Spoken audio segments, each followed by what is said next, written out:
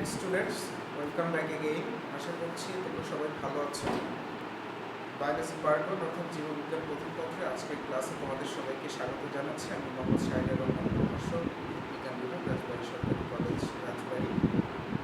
ইতিমধ্যে তোমরা জানো যে তোমাদের 2022 সালে যারা পরীক্ষার্থী তাদের সিলেবাস পুনর্বিন্যাস করা হয়েছে এবং সেখানে স্পেসিফিক কয়েকটি টপিকের উপরে গুরুত্ব দিয়ে, অধ্যায়ের উপরে গুরুত্ব দিয়ে সিলেবাসটি প্রণয়ন করা হয়েছে। প্রিভিয়াস ক্লাসে আমাদের যেটি ছিল যে চতুর্থ অধ্যায়, সেখানে আমরা অণুজীব বিজ্ঞান অর্থাৎ মাইক্রোবায়োলজি পড়েছিলাম, সেটি আমার মনে হয় শেষ হয়েছে।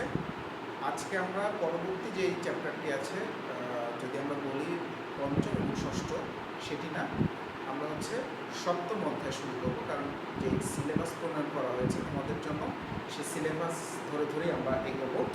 চ্যাপ্টার 7-এ যেটি আছে, চ্যাপ্টার 7 সেখানে আছে আমাদের জিমনোস্পার্ম,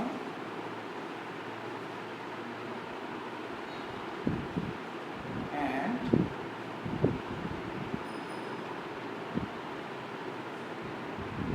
অ্যাঞ্জিওস্পার্ম। এটিকে আমরা বলছি নগ্নবীজি, আর একটি হচ্ছে আবৃতবীজি।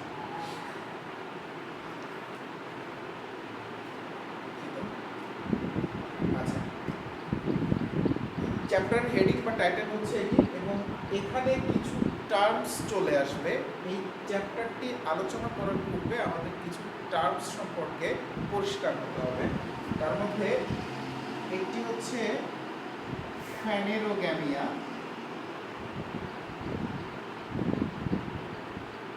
আরেকটি হচ্ছে ক্রিপ্টোগ্যামিয়া, তারপরে আছে জিমনোস্পার্ম, তারপরে হচ্ছে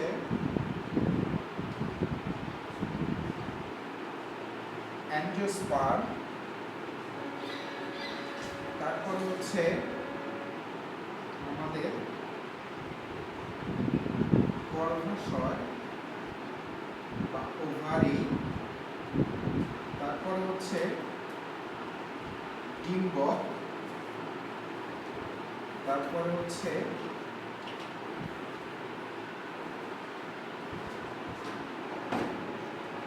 ডিম্বাণু,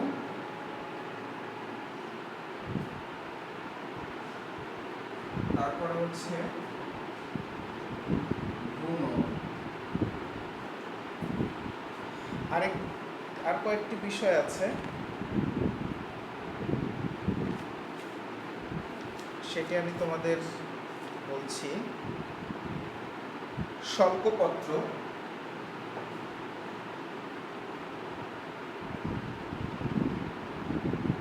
তারপরে হচ্ছে করণপত্র, এটিকে আমরা বলছি স্কেল, লিফ, এটিকে বলছি ফোলিয়েজ, লিফ। এখন আমি তোমাদের এই বিষয়গুলো ধারাবাহিকভাবে একটু পরিষ্কার করব, কারণ এই চ্যাপ্টারটি যখন এই ডিটেলস আমরা জানতে চাইব, তখন এই জিনিসগুলো সম্পর্কে আমাদের ধারণা থাকতে হবে। প্রথমে আমরা বলছি ফ্যানেরোগ্যামিয়া।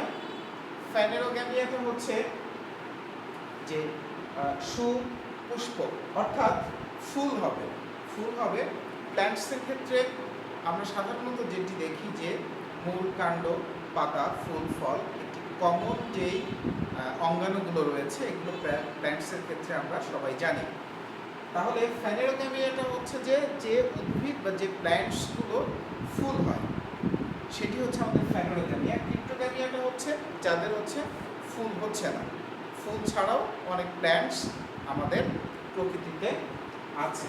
জিমনোস্পার্মটা হচ্ছে অ্যাঞ্জিওস্পার্ম। জিমনোস্পার্মটাকে আমরা বলছি নগ্নবীজি। নগ্নবীজি কেন বলছি?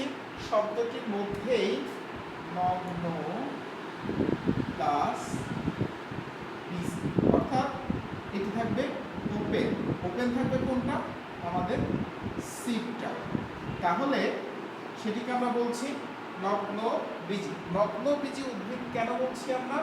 যে এটির ফল হচ্ছে না, এটির ফল হচ্ছে না, ফল হয় না, ফল হয় না, বাট বীজ হচ্ছে, বীজ হচ্ছে।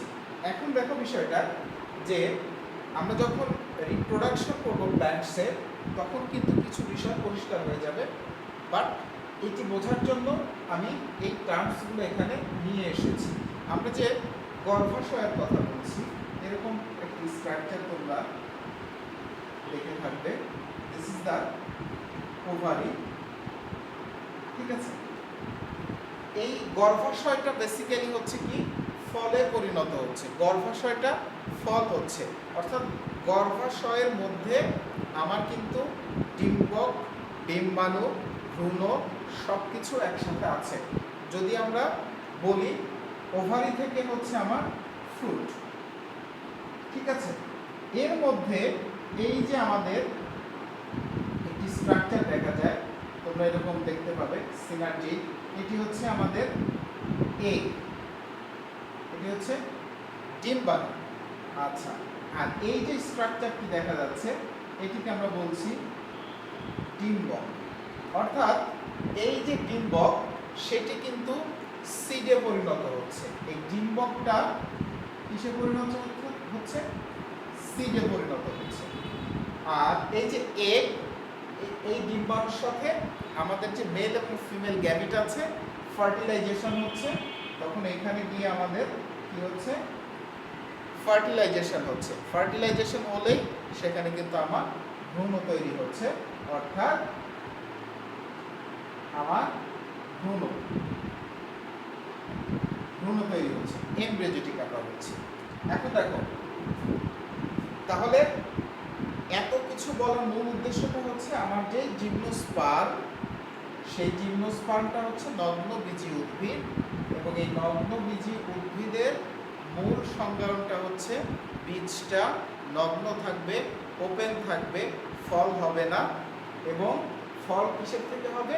আমার যে গর্ভাশয় আছে সেখান থেকে আমাদের ফ্রুটস হবে। আর এই যে আমার ডিম্বক আছে, সেটি সিডে পরিণত হবে। তাহলে জিমনোস্পার্মটা হচ্ছে এমন কিছু প্ল্যান্টস বা এন্টিটি যা হচ্ছে আমার বীজটা ওপেন থাকবে এবং কিন্তু এদের ফল হবে না। ওকে, অ্যাঞ্জিওস্পার্ম হচ্ছে তাহলে আবৃত, এটি কাভার অবস্থায় থাকবে, এটি আবৃত থাকবে, এবং সেখানে যেটি হবে যে এর আমার যে ফল হবে এই গর্ভাশয়টা ফলে পরিণত হবে, ঠিক আছে? গর্ভাশয়টা ফলে পরিণত হবে এবং বীজও সেখানে হবে। তাহলে গর্ভাশয় গেল, ডিম্বক গেল, ডিম্বাণু গেল, ভ্রূণ গেল। আরেকটা আছে হচ্ছে আমার স্বল্পপত্র। এই জিনিসটা আমরা যখন একটু ডিটেলসে যাব, অর্থাৎ বেসিক্যালি আমরা এখানে যখন নগ্নবীজি উদ্ভিদ করবো, তার মধ্যে আমরা সাইকাসটা করবো, এবং সাইকাসের যে আমরা যখন প্র্যাকটিক্যাল করাবো আমাদের উদ্ভিদ বিজ্ঞান বিভাগে তোমার সাইকাস রয়েছে, এবং সেখানে তোমার প্র্যাকটিক্যালি দেখতে পাবে যে যে স্বল্পপত্র, স্নেল লিফ এবং কর্ণপত্র বলা হচ্ছে। স্বল্পপত্রটা হচ্ছে দেখা যাচ্ছে যে সাধারণত আমার সাইকাসটা এরকম হচ্ছে, সাইকাস প্রাইমসটা এরকম হচ্ছে, এর নিচে কিছু এরকম দেখা যাচ্ছে, এবং তার এখানে মূল আছে।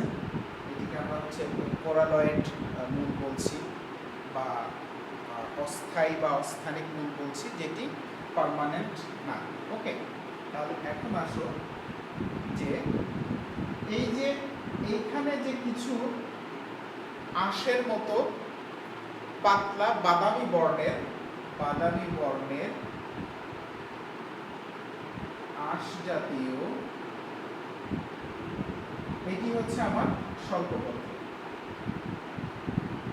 প্র্যাকটিক্যালি আমরা যখন দেখাবো তোমরা বুঝতে পারবে, বইয়ে আছে, বইয়ে তোমরা যে কোনো বইয়ে হচ্ছে আমাদের সাইকাসের একটি চিত্র দেওয়া আছে, এবং সেই চিত্রে ওখানে স্পেসিফিক মার্ক করা আছে যে কোনটি কি। আর এই যে আমরা দেখতে পাচ্ছি লিফ, এটিকে আমরা বলছি কর্ণপত্র, এবং এটি কিন্তু সবুজ, এটি হচ্ছে সবুজ।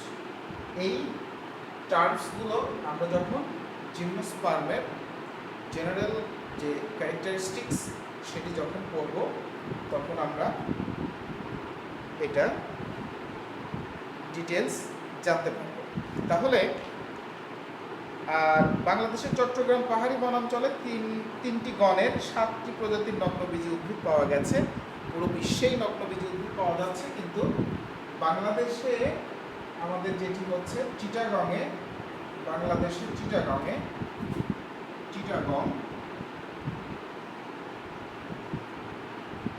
7 স্পেসিস পাওয়া গেছে জিমনোস্পার্মের, ঠিক আছে, এবং এখনো সেই গবেষণাটা চলমান আছে। তাহলে আমরা জেনারেল ক্যারেক্টারিস্টিক্সে চলে যাই। নগ্নবীজী উদ্ভিদের জেনারেল ক্যারেক্টারিস্টিক্স অফ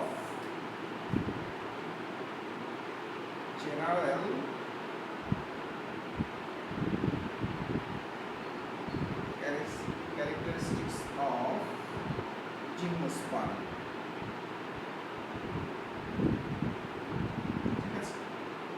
এখানে দেখো 1 নম্বর যে ক্যারেক্টারটি আছে সেখানে বলা হচ্ছে উদ্ভিদের প্রধান দেহ স্পোরোফাইটিক, দীর্ঘ কাষ্ঠল, বহুবর্ষজীবী এবং চিরহরিৎ। দেখো বলে দিচ্ছি তোমাকে, প্রধান দেহ অর্থাৎ গ্যামেটোফাইটিক এবং স্পোরোফাইটিক দুটি শব্দ এখানে আসছে। একটি হচ্ছে গ্যামেটোফাইটিক, আরেকটি হচ্ছে স্পোরোফাইটিক। এই দুটো শব্দ সম্পর্কে আমার মনে হয় তোমরা কম বেশি জানো, তারপরে আমি একটু পরিষ্কার করে দিচ্ছি। স্পোরোফাইটিক এটি স্পোর তৈরি করবে, অর্থাৎ এটিকে আমরা বলছি ডিপ্লয়েড, এবং গ্যামেটোফাইটিক যেটি সেটিকে আমরা বলছি হ্যাপ্লয়েড। অর্থাৎ মূল দেহ হচ্ছে এই যে নগ্নবীজী উদ্ভিদের স্পোরোফাইটিক, অর্থাৎ মূল দেহ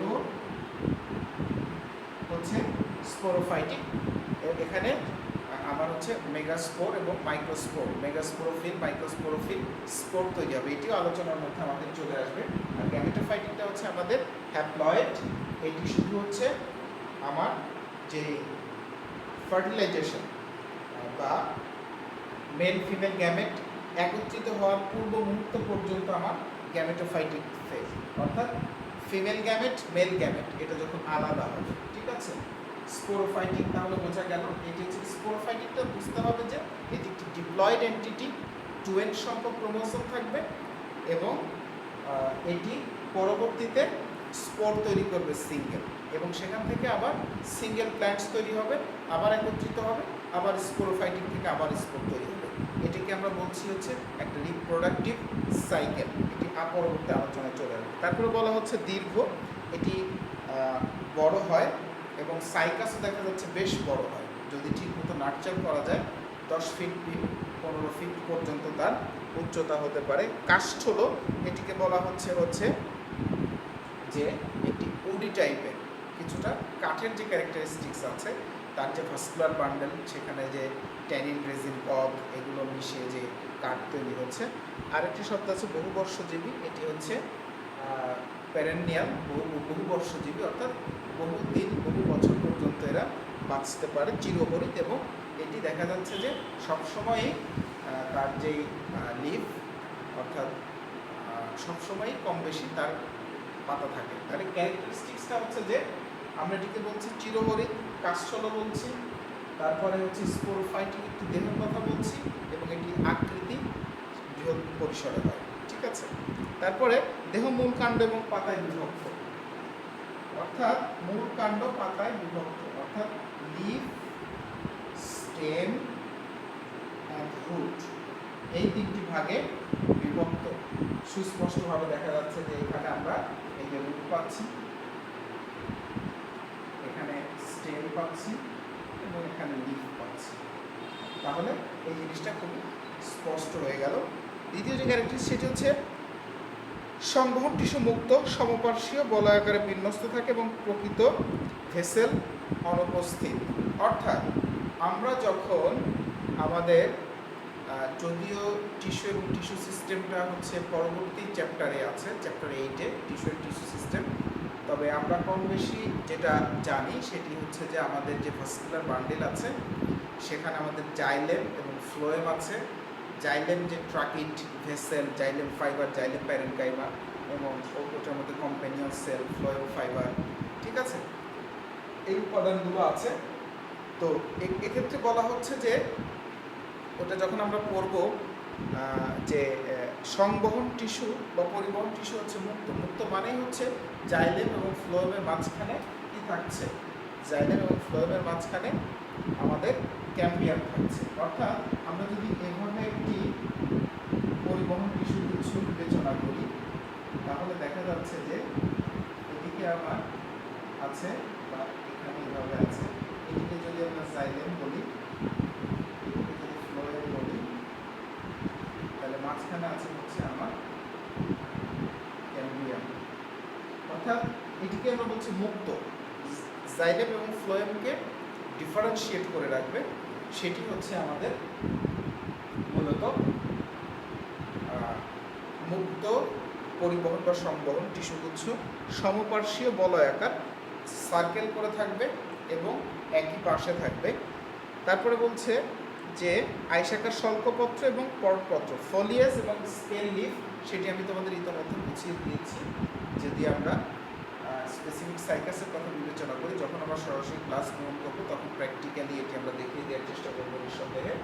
সেখানে কি থাকবে যে আমাদের যে এটিকে উপরের যে সবুজ ব্রাঞ্চিং যে শাখাটি দেখা যাচ্ছে সেখানে মূলত হচ্ছে আমাদের পর্ণপত্র, যেটিকে ফলিয়াস লিফ বলা হচ্ছে, এবং শল্কপত্রটা হচ্ছে যে মূল এবং আমাদের যে ফলিয়াস লিফ আছে সেটির মাঝে বাদামি বর্ণের আইসের মতো একটু গোলওয়ালা, সেটিকে আমরা বলছি শল্কপত্র।